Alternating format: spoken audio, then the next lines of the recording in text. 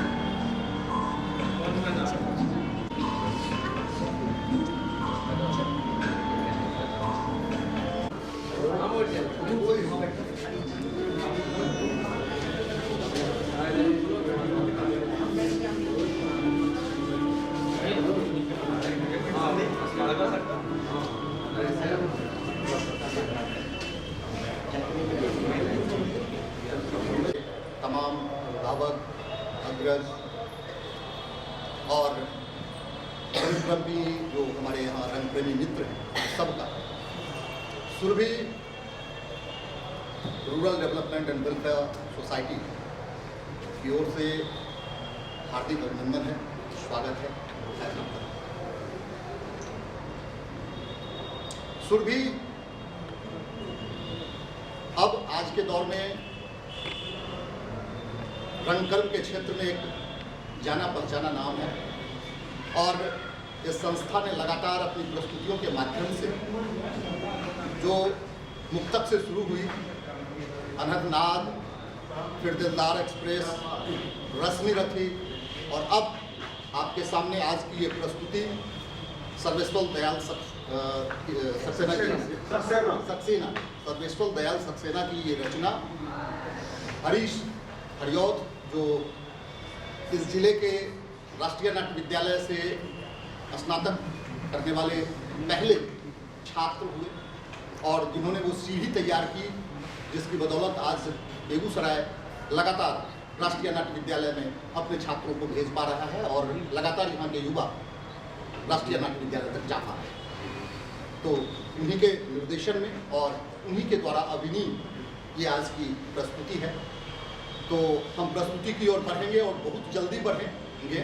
उसके कबल हम अपने अतिथियों को आमंत्रित करना चाहेंगे आज के इस कार्यक्रम के उद्घाटन के लिए, जो हमारे बीच मौजूद हैं और बड़े ही आदर और सम्मान के साथ जाने माने बेगूसराय के शिक्षाविद, हम सबों के अभिभावक और लगातार हम सबों पे अपनी स्नेह सुधा बरसाने वाले भगवान प्रसाद सिन्हा जी को हम बड़े ही आदर और सम्मान के साथ आमंत्रित करते हैं। सर को सम्मान के साथ बुलाया जाए। हमारे बीच उपस्थित हैं जाने माने समाज सेवी और हम सबों को अपने स्नेह से सिक्त करने वाले, लगातार हम सबों का संबल बनने वाले, हम सबों के अभिन्न मित्र भी हैं, अभिभावक भी हैं। रजनीकांत पाठक सर, आपको भी बड़े ही आदर और सम्मान के साथ हमारे बीच उपस्थित हैं जदयू के पूर्व जिलाध्यक्ष, अभिनेता भी हैं, नेता भी हैं और लगातार सभी कलाकारों को इनका स्नेह मिलता रहता है। बड़े ही आदर और सम्मान के साथ आमंत्रित करना चाहेंगे धनीपाल दा को। दादा आप भी इस मंच पे सादर आमंत्रित और आज रात्रि स्थान लीजिए। बड़े ही आदर और सम्मान के साथ आमंत्रित करना चाहेंगे हम अपने अग्रज और बेगूसराय के जाने माने समाज सेवी दिलीप भैया को। दिलीप भैया आप भी इस मंच पर आकर स्थान ग्रहण कीजिए और बड़े ही आदर और सम्मान के साथ बेगूसराय के सभी संस्थाओं को, सभी कलाकारों को एक साथ स्नेह और प्रेम देने वाले, संबल देने वाले हमारे राजू भैया हमारे बीच उपस्थित हैं। तो बड़े ही आदर और सम्मान के साथ राजू भैया को भी इसमें करना चाहेंगे। बिल्कुल।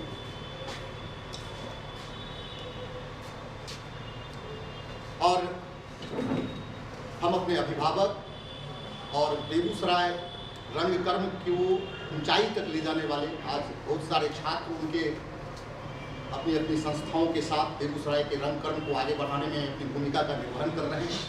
तो बड़े ही आदर और सम्मान के साथ बेगूसराय के वरिष्ठ निर्देशक और लगातार अपनी संस्था के माध्यम से नए कलाकारों की पौध तैयार करने वाले हमारे अग्रज अवधेश दास निवेदन करेंगे। दादा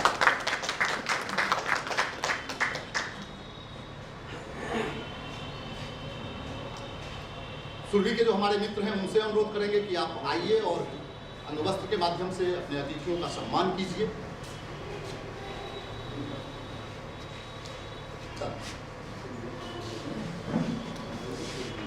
तो सुरभि के सचिव और एक तरफ से ही हाँ ठीक है दिलीप दा को अंगवस्त्र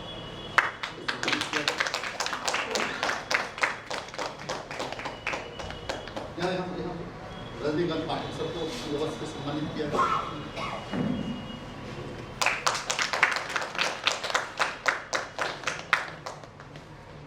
भगवान सबको अंगवस्त्र से सम्मानित किया। भूमि पालदा का सम्मान अंगवस्त्र से।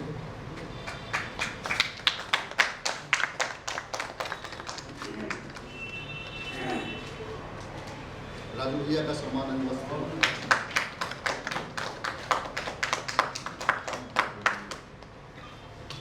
अवधेश दा का सम्मान अंगवस्त्र।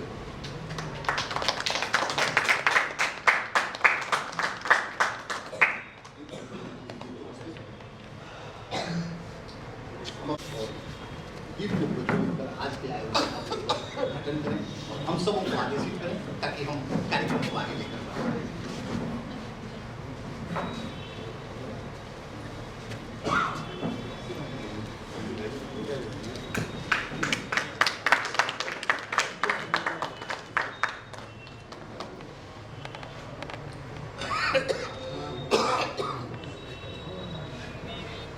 तालियां बजती रहे।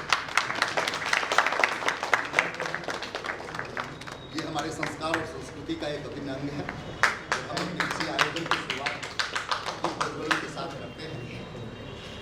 ये हमेशा हमें ज्ञानता से ज्ञान की ओर, अंधकार से प्रकाश की ओर जाने के लिए प्रेरित करता है और यही रंगकर्म का उद्देश्य है।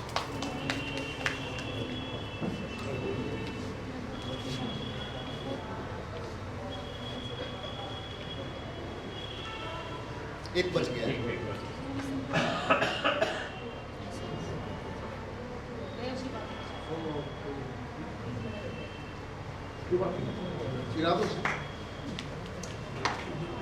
स्थान ग्रहण किया जाए और शुभकामनाओं के लिए आमंत्रित करें हम अपने अभिभावकों को, अग्रजों को। इसके कबल एक विनती आप लोगों से भी करेंगे कि कम से कम शब्दों में आप अपनी बातें रखना चाहेंगे। और चूँकि लोग नाटक देखने के लिए आए हैं, हम भी पूरी तैयारी के साथ हैं कि जल्दी से जल्दी हम लोगों के बीच अपनी नाट्य प्रस्तुति के साथ पहुँचे। तो सबसे पहले हम आमंत्रित करेंगे दिलीप दा को। दादा आप अपनी शुभकामनाएं सभी लोगों को मेरा प्रणाम है और खास करके मंचासीन हमारे अभिभावकगण हैं, आदरणीय भगवान बाबू, रजनी भाई, भूमिपाल जी, राजू भाई, अवधेश भैया, सबको मेरा सदर प्रणाम। और मैं इतना कहना चाहूँगा कि सुरभि लगातार यो तो दिसंबर माह ही एक महोत्सव के रूप में लगातार नाट्योत्सव देखने को लगातार मौका मिल रहा है। यह एक बेगूसराय जिला के लिए स्वर्णिम क्षण है, स्वर्णिम पद है यह दिसंबर का माह।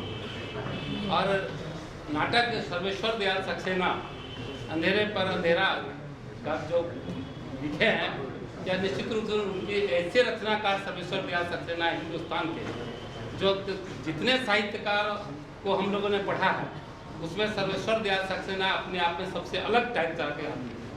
इनका लेखन जन भावनाओं से जुड़ा हुआ था, जनता से जुड़ा हुआ। और जितने लोगों ने नाट्य रूपांतर किया इसकी पूरे भारत में सुपर हिट हुआ।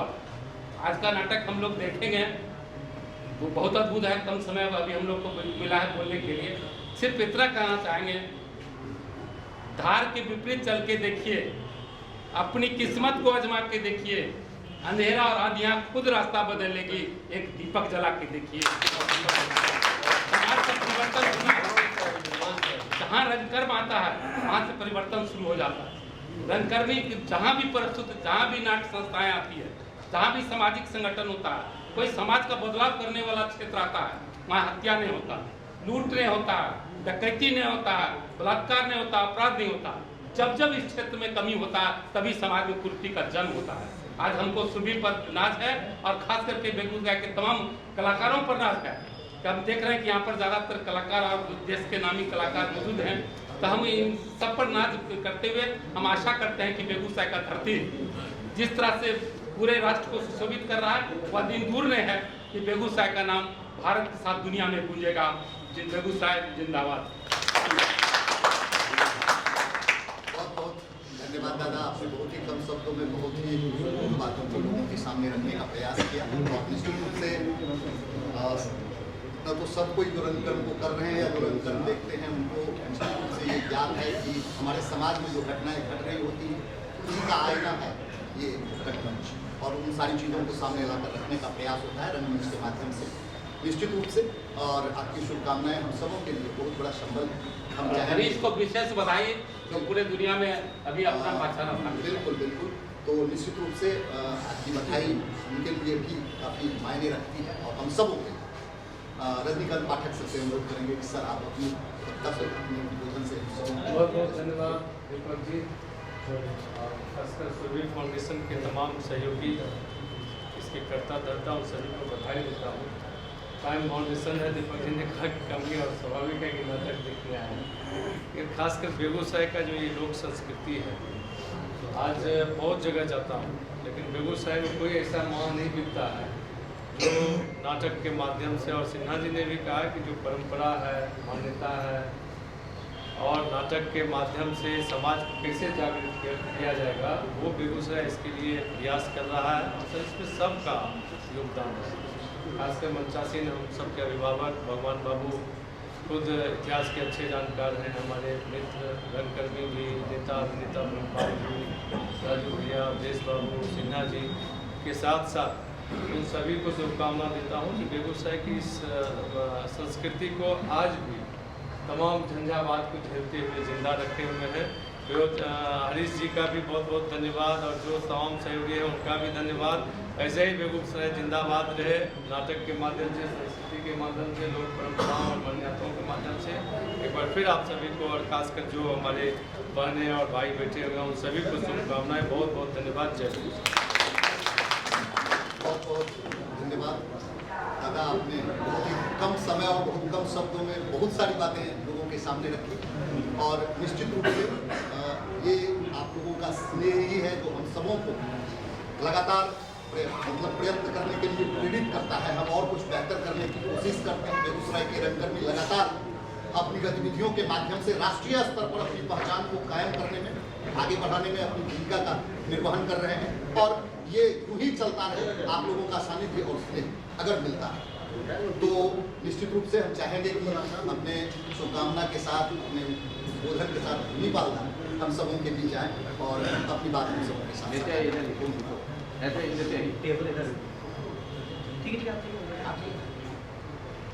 सम्मानित मंच और यहाँ उपस्थित तमाम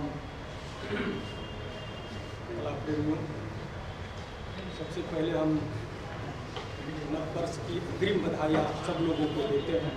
और पिछले जो ये साल बीत रहा है, समाप्ति की ओर है, जिस तरह से बेगूसराय ने थिएटर की दुनिया में धूम मचाया है, ये धूम और दुगुना और चौगुना आने वाले वर्ष में हो, इसी उम्मीद के साथ, इसी विश्वास के साथ। और ख़ासकर हम हरीश भैया को बधाई देते हैं इसलिए भी कि इन दिनों वो लगातार रंगमंच में सक्रिय है। बीच में मुंबई ज़्यादा समय दे रहे थे, बेगूसराय को कम समय दे रहे थे, तो अब मापदंड बना के बेगूसराय और बम्बई दोनों को समय दे रहे हैं, तो बेहतर से बेहतर हम सब नाटक भी देख रहे हैं।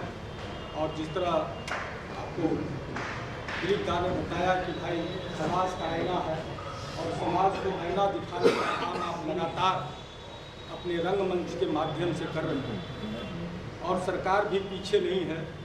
अभी जो रिज़ल्ट आया है, दर्जनों कलाकार को मैं जानता हूं व्यक्तिगत रूप से जो शिक्षक बन गए हैं, तो आज इस सुरभि के मन से उनको भी बधाई और शुभकामना करते हैं कि लगातार सरकार और कलाकार शिक्षक के बारे में सोचिए, हम जहाँ खड़े होते हैं उसी बारे में नहीं बोलते, शिक्षक के बारे में सोचिए ना।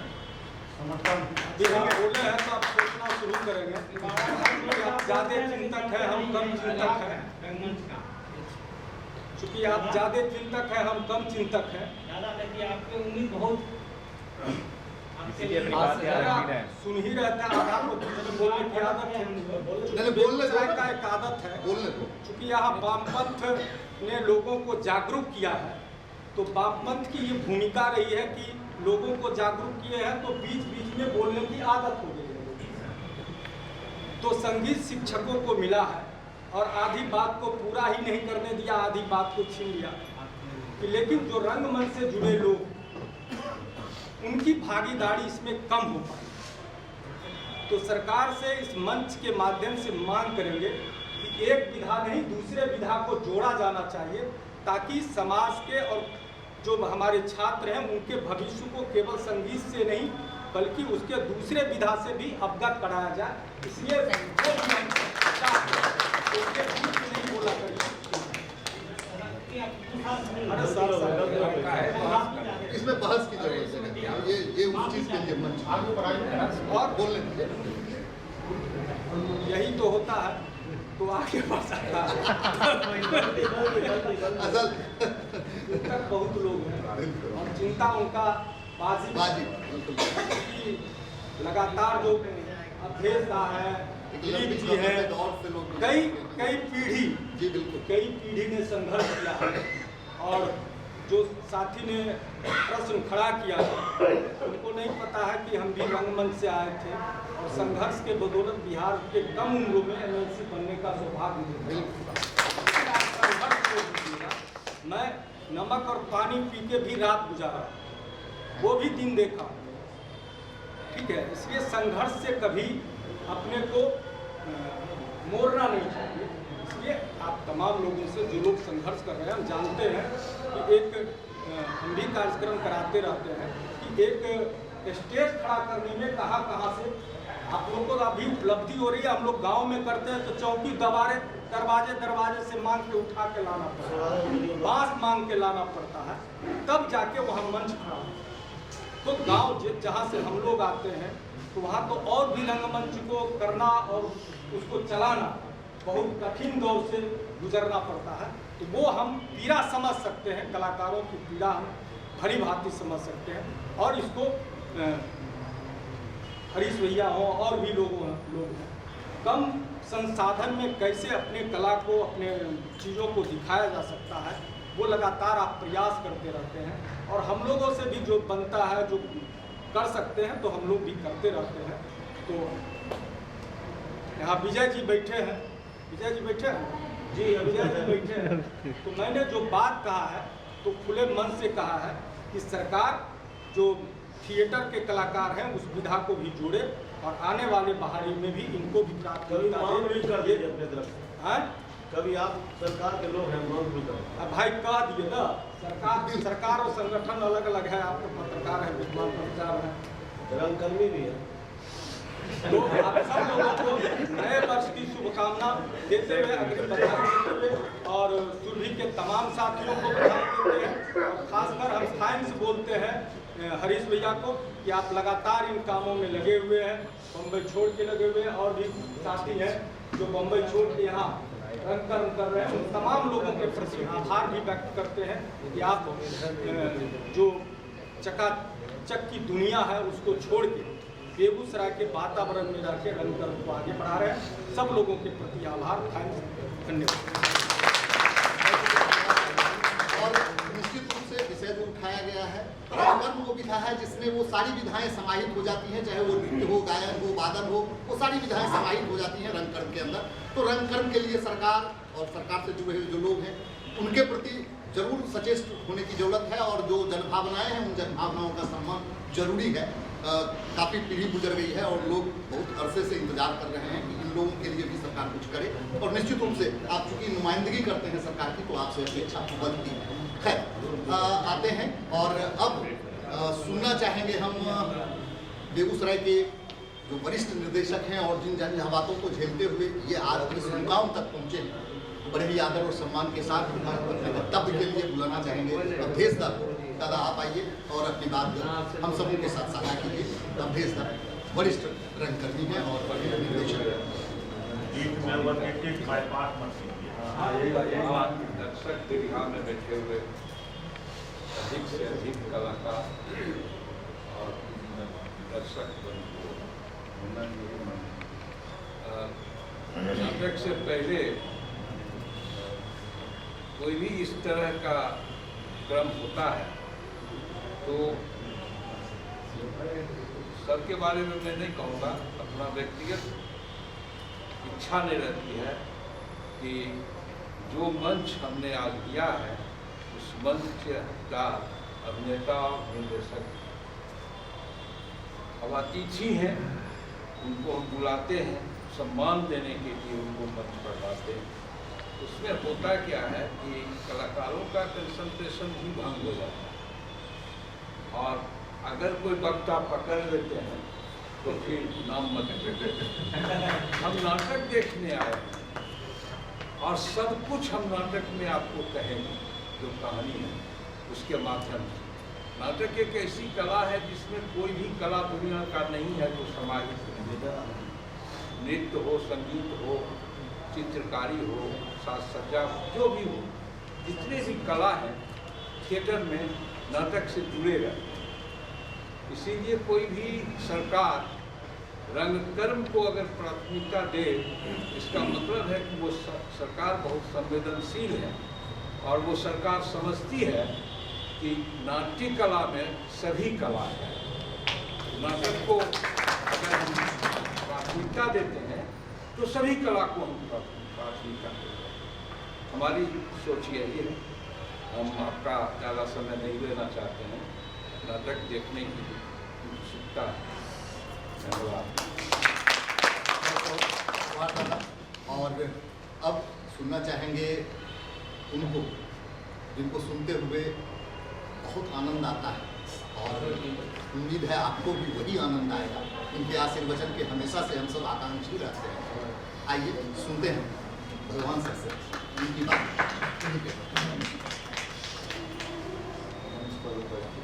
सभी अतिथिगण, हमारे प्रिय कलाकार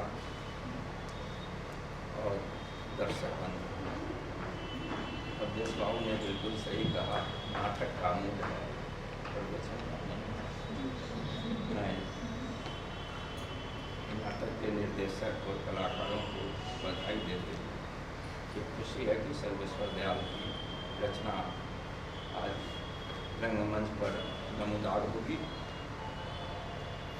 हम लोगों के लिए नाटक या रंगकर्म एक प्रगतिशीलता का प्रतीक है। प्रगतिशील आंदोलन के साथ जो नाटक का जुड़ाव रहा वो अपने आप में एक इतिहास है, और आज भी इसी इतिहास के साथ हम किसी भी नाटक को देखते हैं, देखना भी चाहते हैं। यह एक संदेश होता है, और संदेश सिर्फ जनता के लिए ही नहीं होता है, सत्ता के लिए भी होता है।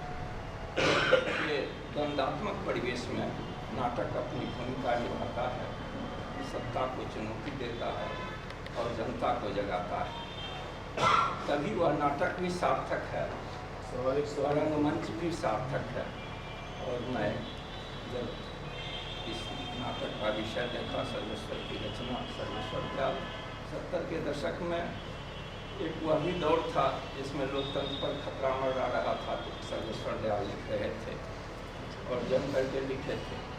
और आज भी अघोषित रूप से कमोबेश देश उसी दौर में है, तो आज भी सर्वेश्वर दयाल की उस रचना की प्रासंगिकता है और उस नाटक की भी प्रासंगिकता है जो अभी खेला जाएगा, आगे भी इसकी प्रासंगिकता रहेगी।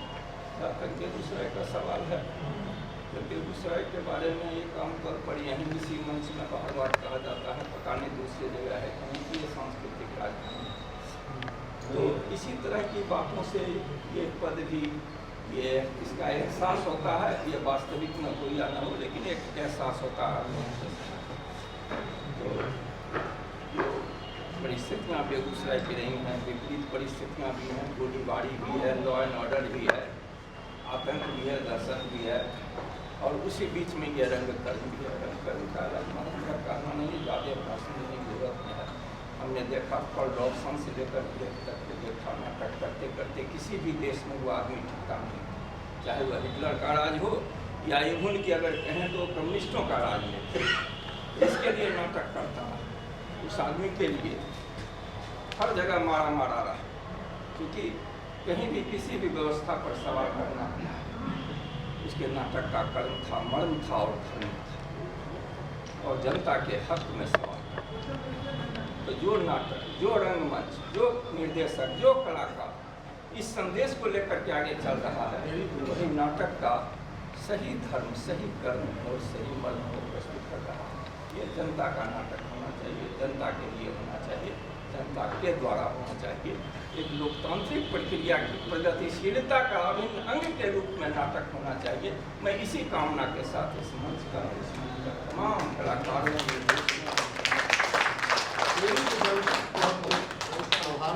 और अब चाहेंगे हम अपने अतिथियों को भी सम्मान के साथ उनको उनके दर्शक देवता के स्थान तक ले जाइए, मंच को प्रस्तुति के लिए तैयार कीजिए और हम लोग नाटक की ओर बढ़ेंगे। काफ़ी बातें हमारे वक्ताओं में सर्वेश्वर दयाल सक्सेना जिनकी रचना का आज होना है उनके बारे में कही। निश्चित रूप से उनकी जितनी भी रचनाएं हैं मानव और मानव के मनोभाव, आज की भी रचना निश्चित रूप से आपको उन मनोभावों के भी आपको ले जाएगी और उन मनोभावों का दर्शन आपको करवाएगी।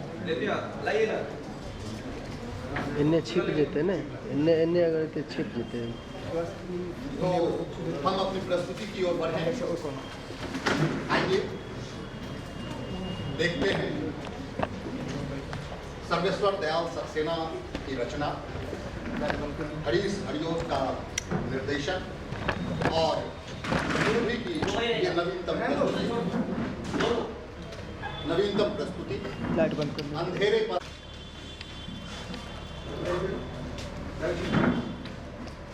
नमस्कार। देख रहा था, मैं खुद देख रहा था, बिल्कुल शांत सब लोग बैठे थे, नाटक चल रहा था, बहुत अपने इंटीमेसी पे चल रहा था। उसी वक्त मेरा फोन बज गया, तुझे देखा तो ये जाना सब, इस तरह का रिंग टोन था। सब मेरी तरफ देखने लगे। मैं पता नहीं मैं कितना ऑकवर्ड सा फील किया, आप बिलीव नहीं कर सकते। मुझे उम्मीद है आप समझ गए। उम्मीद है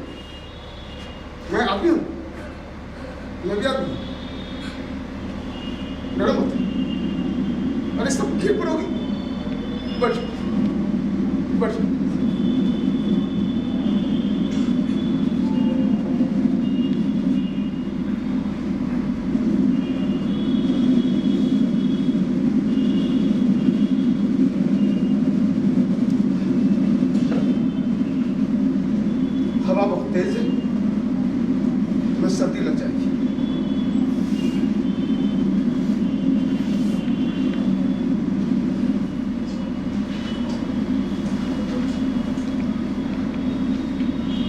कितनी अजीब बात है,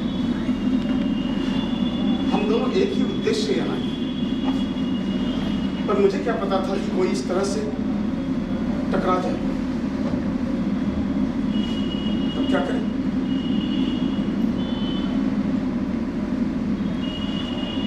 कोट मुझ पर से उठा लो, मुझे सर्दी नहीं लग रही।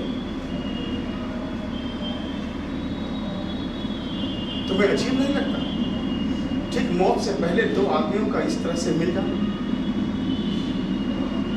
तुम भी मरने के लिए आई थी ना, मैं भी मरने के लिए आया था। मैं अभागी। क्या तुम भाग्य को मानती हो? मैं कुछ नहीं मानती, मुझे अकेला छोड़ दो, जाओ। ये तो मैं भी कह सकता हूँ, मैं ही कौन सा जीना चाहता हूँ, और मुझे क्या पता था कोई ठीक छुटकारे के समय आकर मुझे चीख कर पकड़ लेगा। मैं जा रहा हूं, जो मौत खोज रहा हो उसमें करुणा नहीं होती।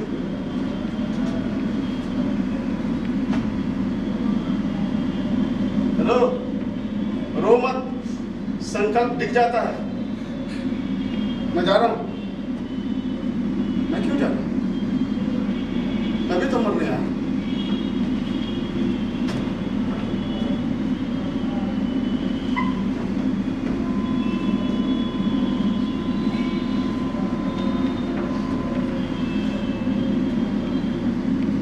अभी तुम्हारी उम्र क्या है? हाँ? जवान हो, सुंदर हो, लेकिन मैं तुम्हें मरने से नहीं रोक सकता। चाहो तो मैं साथ दे सकता हूँ। साथ लेकर भी क्या होगा? ये भी सही, साथ लेकर ठीक है। तुम्हारा कोट उसे बिछा लो, बिछा के बैठ जाओ। नदी किनारे को नीचे ही काट रही है, थोड़ी देर के बाद हम खुद ही लहरों में मिल जाएंगे।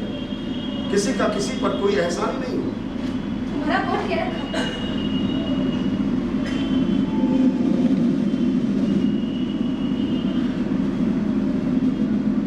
समय बीतता जा रहा है।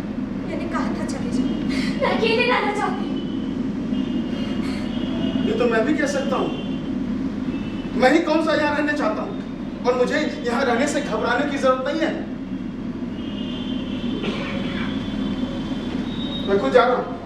अब एक क्षण भी तुम मुझे बर्दाश्त नहीं।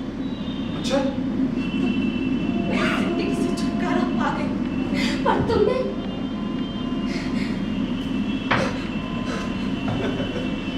घबराओ मत, मौत अभी भी हमारी पकड़ में है, हमसे दूर नहीं गई है, और मेरे यहाँ होने से घबराने की कोई जरूरत नहीं है। मैं तुम्हें सहारा दे सकूं, इस योग तो मैं हूं भी नहीं।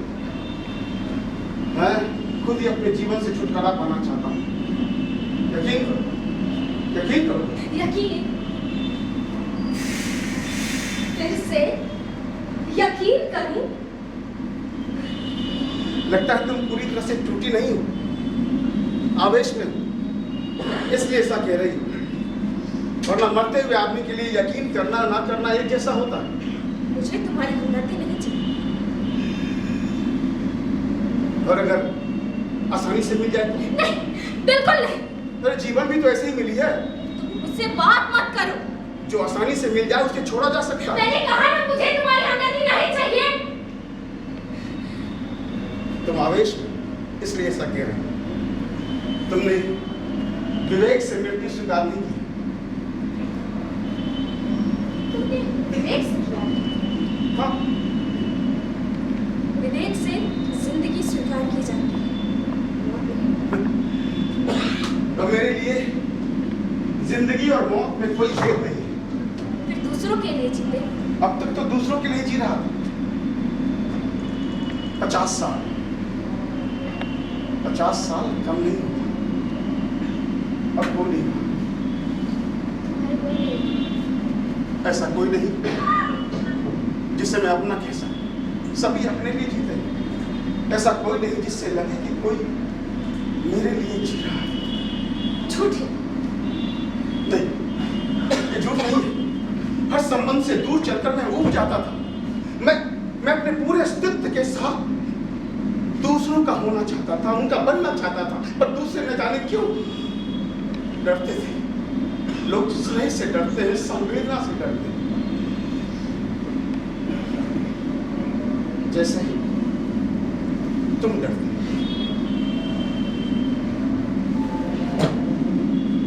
तुमने कोट क्यों मारा? उसका क्या करना? मैंने यूं ही तुम्हारे ऊपर डाल दिया था, वैसे यूं ही तुम बढ़ा दिया। बहुत है, लेकिन इसका मुझ पर कोई असर नहीं होगा। हमदर्दी देने से हमदर्दी लेनी जो पड़ती है, इसलिए लोग लेते नहीं, डरते हैं। क्या कहा तुमने? अंधेरा बढ़ता जा रहा है। कुछ ही क्षणों में ये कगार कट जाएगा और हम अंधेरे में घुस जाएंगे।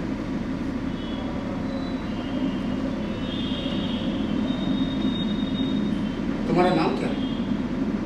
मैं सब जो चाहे कह। खुशी? सॉरी। तुम रहती कहाँ? तुम क्यों मरना चाह रही? ये सब कुछ मत पूछो, मैं प्रार्थना करती हूँ। अरे बोलो तो सही। अभी कगारा कटने में समय है, हम एक दूसरे का इतिहास जान सकते हैं। मेरा कोई इतिहास नहीं है। डरो मत, बोलो। मैंने कहा ना, मुझसे कुछ मत पूछो, मैं प्रार्थना करती हूँ।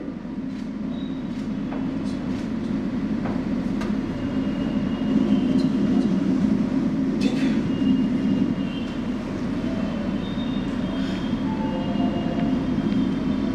अंधेरा कितना बढ़ता जा रहा है, या फिर हमारे तुम्हारे होने से बढ़ रहा है? पता है, मुझे बचपन में अंधेरे से बहुत घबराहट होती थी, पर अब अच्छा लगता है, क्योंकि हम खुद को देख जो नहीं पाते। मेरी चारों तरफ एक दुनिया है जो भुलाई जा सकती है इस अंधेरे के कारण। तुम्हें अंधेरा कैसा लगता है? अच्छा नहीं, डर लगता है। अंधेरा कुछ भी बिखरने नहीं देता है, बांधता है, कसता है। हम जब पूजा करते हैं तो फिर हमारी आंखें बंद होती हैं, हम अंधेरे में ईश्वर मिलता है। तुम ईश्वर को मानती हो? होगा जिसके लिए, मेरे लिए तो है। मेरे चारों तरफ अंधेरा है, अंधेरा और ईश्वर एक है। अंधेरा ही ईश्वर है, और हम सब अंधेरे से घिरे हैं, ईश्वर से घिरे हैं। ईश्वर का नाम मेरे सामने मत लो। क्यों? नाम लेने से घृणा करने का मौका मिलेगा? मैं यह भी नहीं कर सकती। अरे लगता है तुम्हारी घृणा भी अधूरी है, इसलिए ऐसा कह रहे हो। देखो, मैं जो कह रहा हूं उसे, अंधेरा बढ़ रहा है और हम सब ईश्वर से घिरे हैं, और हम उसकी उपेक्षा कर सकते हैं।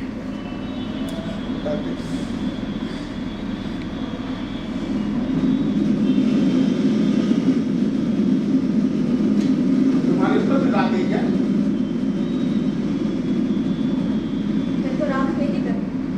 क्या? मैं तो राख में ही डर। ठंडी या गर्म? दार्शनिक मत बनो। देखो, मैं वो राख छूने नहीं जा रहा हूँ जिसमें तुम दबी हो। हम सब जो मौत की कामना करते हैं, ठंडी राख में ही तो दबे। कोई बात समझ में नहीं। मैं तुम्हारे समझने के लिए कह भी नहीं रहा हूँ। मेरी बात किसी की समझ में नहीं है, और यदि समझ में आती तो मैं तुमसे न टकरा जाती। ये जीवन जीने योग्य नहीं है, इस नतीजे पे नहीं पहुंचती। मैं तो अंधेरे और ईश्वर की बात कर रहा था, जो मौत के प्रिया है।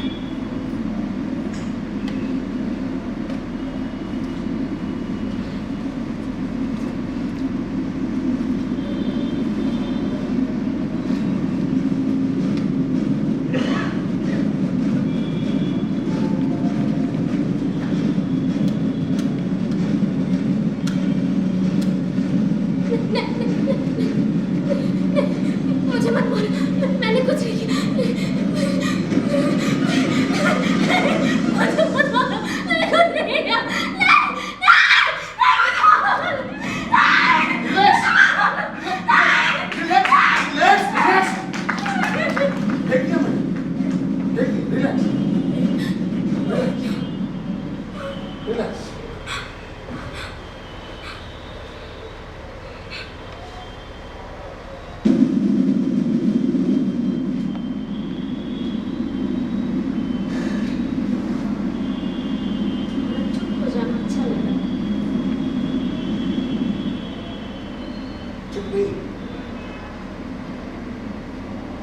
सोच रहा हूँ कि हम दोनों एक साथ मिलकर रुक क्यों नहीं?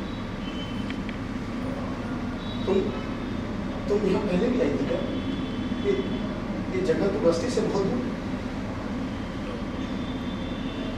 पहले कभी नहीं आई। सुना था ये स्थान बड़ा दुर्गम, उजाड़, यहाँ कोई नहीं है। इसलिए क्या पता था यहाँ भी कोई नहीं है। मुझे तुमसे डर। क्यों? तुम जाने कैसी बातें करते हो? कैसी बातें चाहती हो? मैं कुछ नहीं चाहती। आदमी की आवाज तक नहीं। देखो, मुझे तो समय काटना है। मैं तो कुछ ना कुछ बोलता ही रहूंगा। तुम नहीं होती तो नदी से बोलता, हवा से बोलता, पेड़ से बोलता। पता है, आदमी बोलने लगे ना तो आदमी अजनबी अजनबी नहीं रहता। शब्द चुपते करना तो किसी को भी कुछ नहीं। जो कुछ करना था हम कर चुके, यहाँ पहुंचे। अब कोई नई दुनिया मुझे मिल जाएगी, इसका भ्रम तो मुझे नहीं, संभवतः तुम्हें भी नहीं होगा। कुछ नहीं पूछी। मैंने पहले पूछा था तुमसे, तुम भाग्य को मानो। कहीं ऐसा तो नहीं कि भाग्य ने मौत का अनुभव करने के लिए हम दोनों को साथ मिला दिया?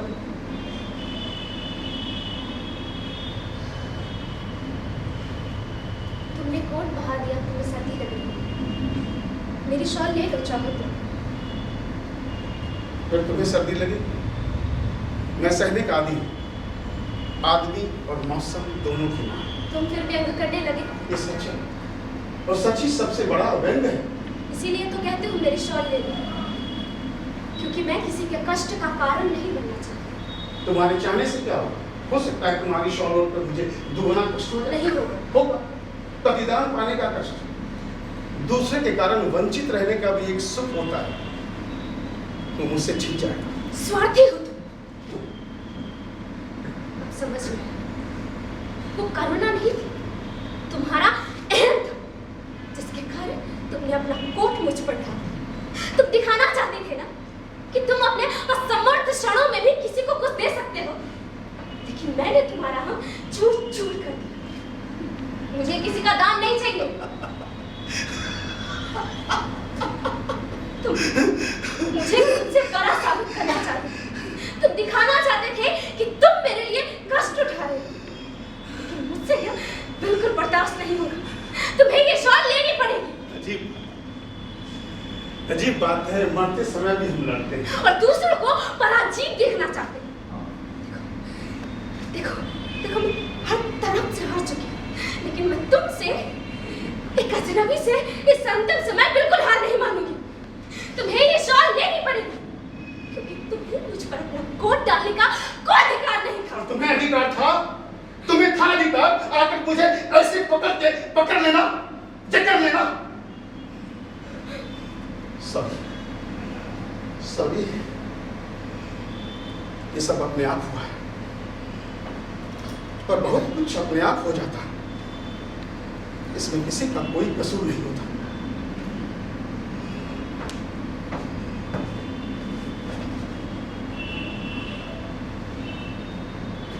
शॉल ओढ़ लो, तुम्हें सर्दी लग रही होगी। ये नहीं होगा। ये होगा। मैं कहती हूँ ये नहीं होगा। ये होगा।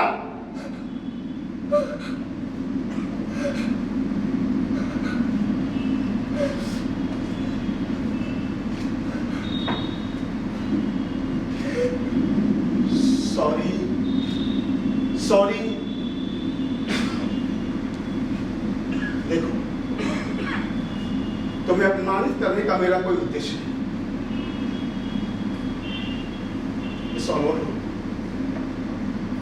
तुम्हें सर्दी लग रही है,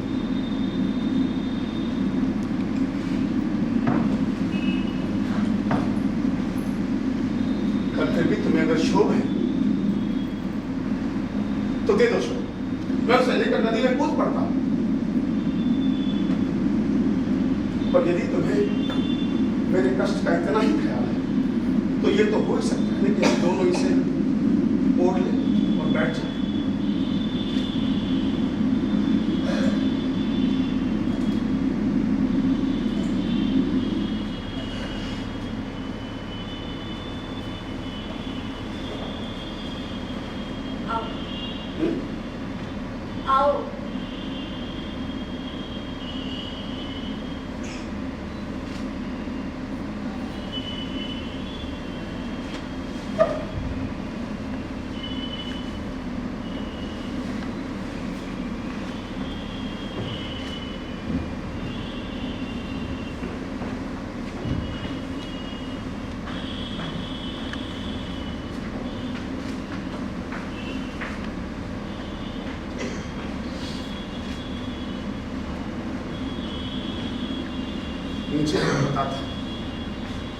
अंतिम समय ये होगा।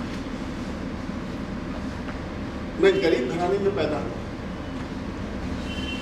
माँ बाप का प्यार भी नहीं पा सका, उनके बीच भी अजनबी सा था। आर्थिक संघर्ष अपनों से दूर करता है, दूसरों को पास लाता है। उसने सिखाया कि दुनिया बहुत बड़ी है, सभी अपने हैं क्योंकि कोई भी अपना नहीं।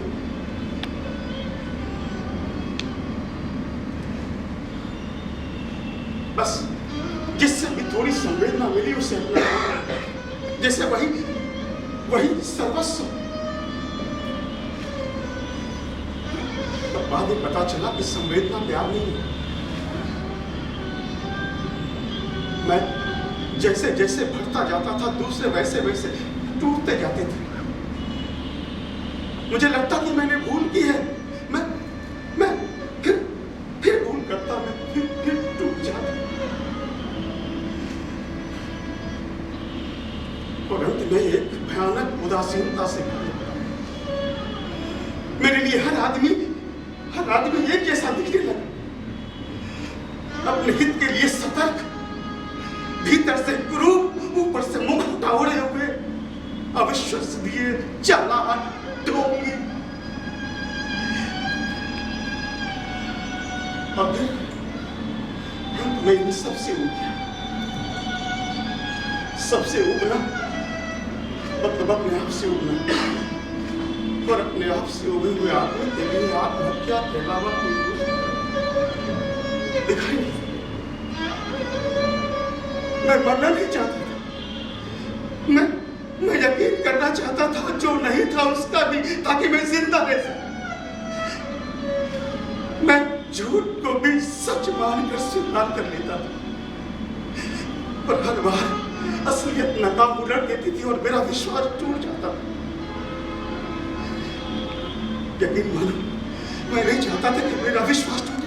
मैं टूटे विश्वासों को भी जोड़ना चाहता था, लेकिन कोई ऐसा आकर्षण नहीं था जो भ्रम ही बना रहने देता। यकीन मानो, मैं भ्रम के सहारे भी जी लेता यदि किसी ने वही बना रहने दिया।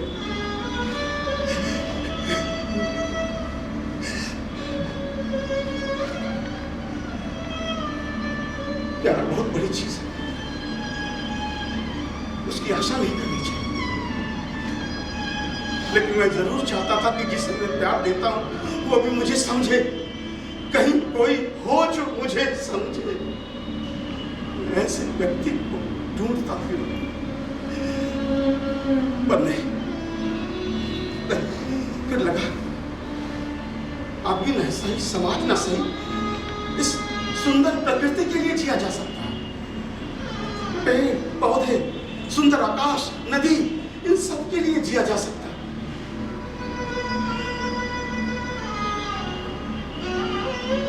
पर कुछ समय तक तो ये अच्छा लगता, लेकिन आदमी के बिना सब अधूरा लगता, सब अधूरा। मृत्यु भी शायद अधूरी होती, पर तुमसे मिलकर लगता है पूरी हो जाए। मैं मरूंगा सुखी, क्योंकि मैंने किसी के साथ छल की।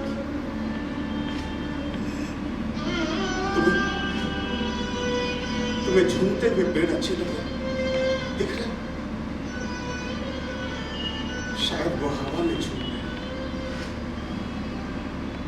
तुम्हारे सामने से मैं इतना खुश हूं कि मैं झूमते हुए पेड़ों को देखना चाहता हूं। तुम सुखी हो?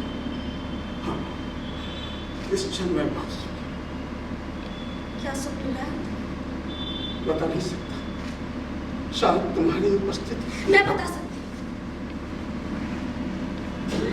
स्त्री के शरीर के भूखे हो, उसे पाने के लिए नाटक खेल रहे हो। पुरुष इसी तरह नाटक खेलता है, शब्दों के जाल रचता है, हमदर्दी दिखाता है, स्त्री की करुणा जगाता है, केवल उसे प्राप्त करने के लिए। उसे प्राप्त करते ही ये नाटक खत्म हो जाता है। लेकिन मैं ये नाटक अच्छी तरह समझती हूँ।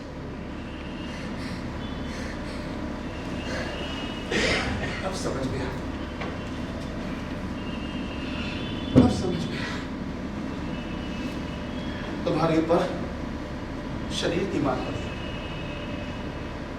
अगर शरीर की मार पड़ी है तो इसके लिए मरना बेवकूफी है। तुम पुरुष हो इसलिए ऐसी बातें कर सकते हो। मन की मार, आत्मा की मार कहीं बड़ी होती है। शरीर की मार उसके सामने गौण है, कुछ भी नहीं है। स्त्री का शरीर तुम्हें मिला है, उन्हें मिला है, उन्हें मिला है, सबको मिल सकता है, किसी को भी मिल सकता है। लेकिन मन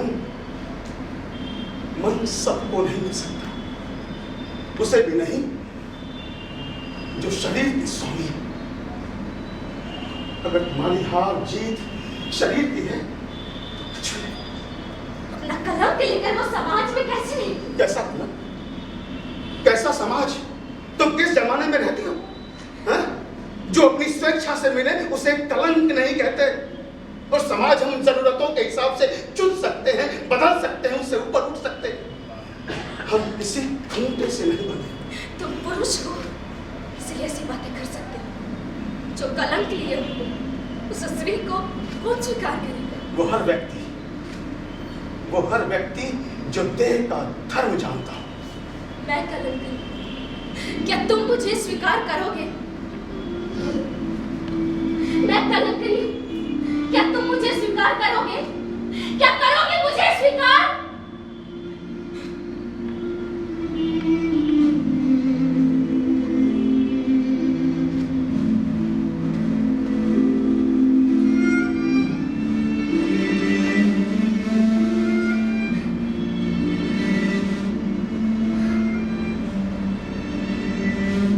हाँ, यदि मुझ में जीने की और इच्छा होती।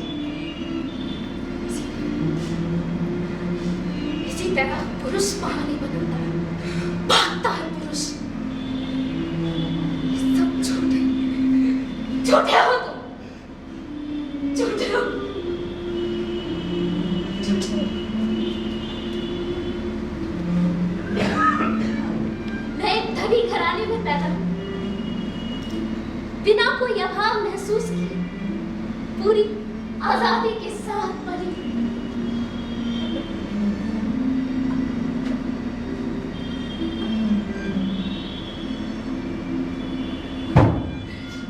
शरीर का बंधन मैंने स्वीकार नहीं किया,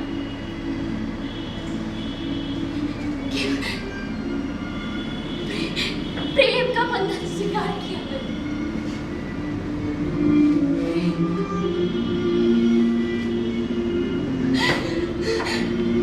झूठे प्रेम का,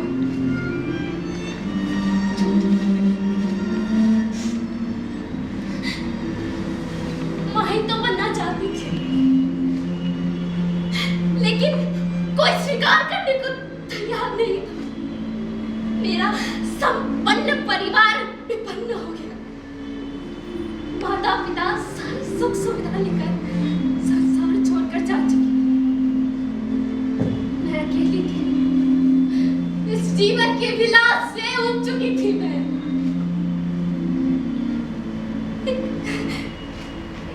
कहीं तो बसाकर रहना चाहती थी, लेकिन कोई तैयार नहीं था। जो तैयार भी हुआ वो भाग निकला।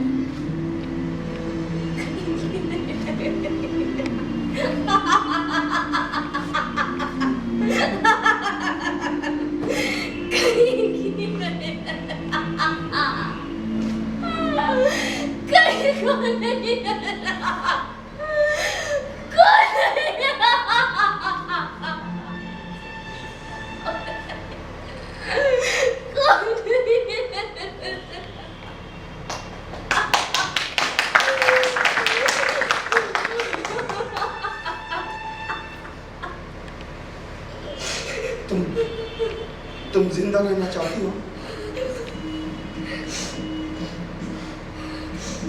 तुम जिंदा रहना चाहती हो? बोलो, तुम जिंदा रहना चाहती हो? यदि तुम जिंदा रहना चाहती हो तो मैं तुम्हें स्वीकार करने के लिए तैयार। झूठे झूठे झूठे हो तुम, झूठे हो तुम। सच सच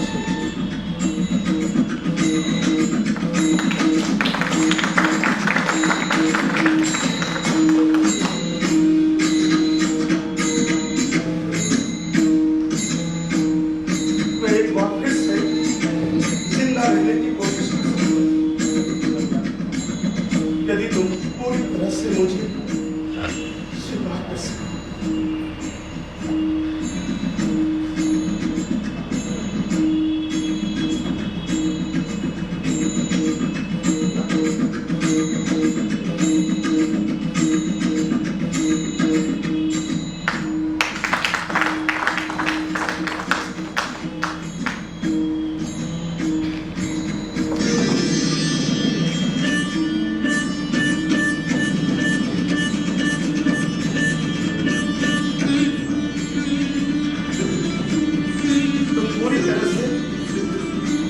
मेरी हो सकती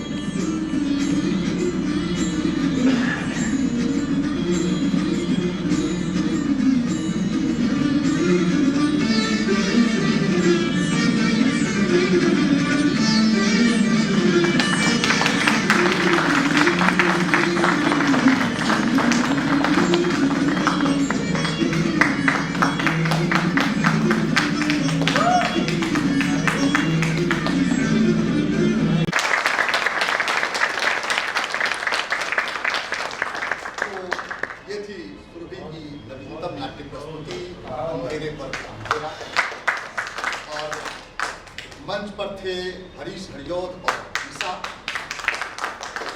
संगीत पर थे सौरभ आजाद और प्रकाश पर थे गुंजन। बाद में आए हैं हमारे एक अभिभावक, हम उन्हें मंच पर आमंत्रित करना चाहेंगे। अशोक सर, प्लीज सर मंच पर आया जाए और भगवान सर को भी आमंत्रित करना चाहेंगे कि सर आप भी आइए और इन दो कलाकारों का सम्मान आज आपके हाथ में।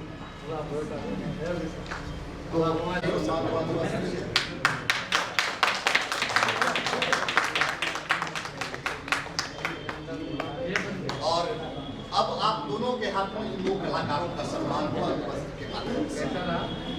अच्छा दो सर वन बाय वन हो जाए और ईसा का सम्मान हो सर, ईसा का सम्मान हो बंदोबस्त के माध्यम से आगे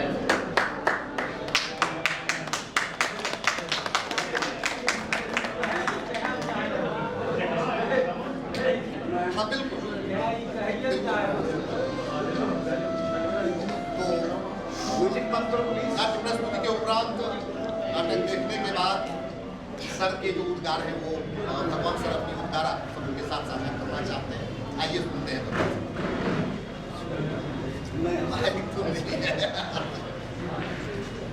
बहुत अच्छा। और मैंने उस में जो कुछ भी कहना चाहा था, जो कुछ भी इच्छा थी, कामना थी एक नाटक के प्रति, वह बिल्कुल साकार।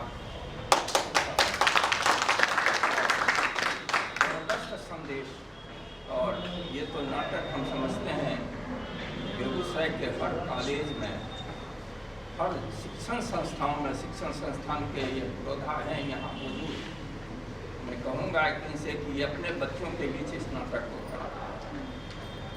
ये निश्चित रूप से सशक्त हैं, सशक्त साहित्यकार थे, शब्दों की कमी नहीं थी, सशक्तता थी, सार्थकता थी और सौदेश्यता थी। लेकिन उन शब्दों को एक्शन में अपने काम के जरिए, अभिनय के जरिए और जो बच्ची ने प्रस्तुत किया, तो मैं तो कहूँगा कि आज हरीश को इस बात का गर्व होना चाहिए जैसे कोई शिक्षक को गर्व होता है कि जो उसका शिष्य उससे आगे निकल जाता है।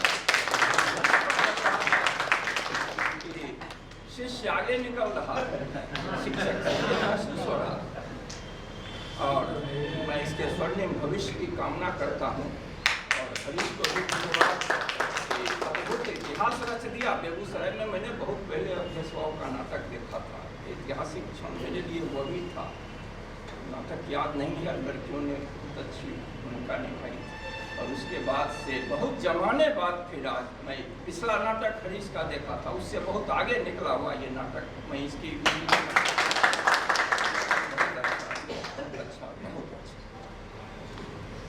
और आदरणीय भगवान बाबू से सहमत हूँ नाटक को मैंने भी कई बार देखा, बराबर नाटकों के कार्यक्रमों में दर्शक और अतिथि बनकर शामिल हुआ, लेकिन आज इस छोटे से नाटक में हरीश हरियोध जी द्वारा निर्देशित ये अंधेरों पे अंधेरा नाटक में जो मैंने आज देखा और इसका जो थीम था, सच में भगवान बाबू ने जो कहा कि स्कूल और कॉलेजों में ऐसे नाटकों को दिखाना आवश्यक है, मैं इस बात से सहमत हूँ। नाटक और अभिनेता अभिनेत्री जब अपना एक्टिंग करते हैं, दिखाते हैं, तो लगता है कि सामने में सब कुछ मैं देख रहा हूँ। और दर्शकों को सबसे बड़ी बात है, जो दर्शक बंधे रहें, शुरू से अंत तक दर्शक उठ करके लघुशंका करने तक नहीं जा सके, तो इस नाटक को की तो जितनी भी तारीफ करनी पड़ेगी वह कम है। अभी मैं देख रहा हूँ कि इसमें ज़्यादातर कलाकार भी हैं और नाटकों से जुड़े हुए लोग भी हैं। मैं इस नाटक में इस बच्ची की जो भूमिका देखा, सही में गुरु का आशीर्वाद मिला है और गुरु को पीछे छोड़ने की पूरी ताकत इसके साथ साथ मैं अभी लाइटिंग जो हो रहा था और उसके साथ जो साउंड था, कुंदन जी को मैं धन्यवाद देना चाहूँगा। ये सब बहुत अच्छा लगा। आज तो लग रहा था कि मैं अभी के पहले पर्दे पर मैं देख रहा हूँ। बहुत अच्छा लगा, बहुत बहुत धन्यवाद। और इस तरह के कार्यक्रम बराबर होते रहें। जब हरीश जी आते हैं और सोनू जी का जब परिवार यहाँ पहुँचता है बेगूसराय में, तो लगता है कि रंग कर्मियों और सबका एक जश्न जग गया है नाटक से जुड़े हुए लोगों का, और उसमें हम लोग भी शामिल हो जाते हैं, तो बहुत अच्छा लगता है। बहुत अच्छा लगा, बहुत अच्छा लगता है। और सब लोग इसी तरह से जुड़े और बेगूसराय का एक नया रूप और बनकर पूरे, यही हम सबों से, भगवान से भी यही कामना है। इन्हीं शब्दों के साथ मैं अपनी वाणी को विराम देता हूँ। आप सबों को मैं दीपक को भी बहुत बहुत धन्यवाद देता हूँ। दीपक हमारे साथ रहते हैं कि हम नाटक देखते हैं, कर देता है।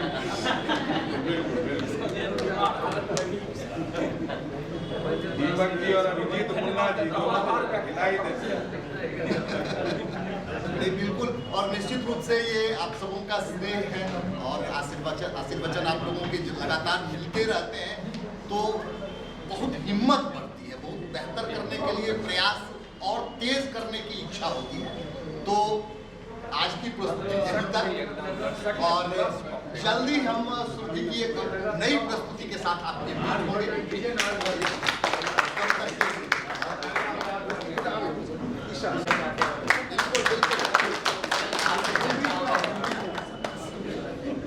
मैं आप दोनों को सम्मानित करना चाहूँगा।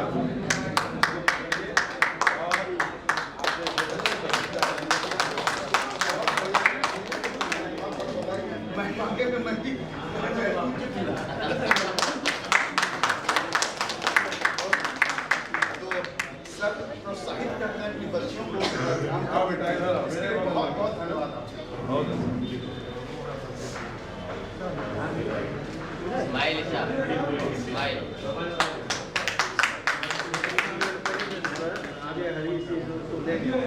अजय जी आपको भी धन्यवाद। आज की प्रस्तुति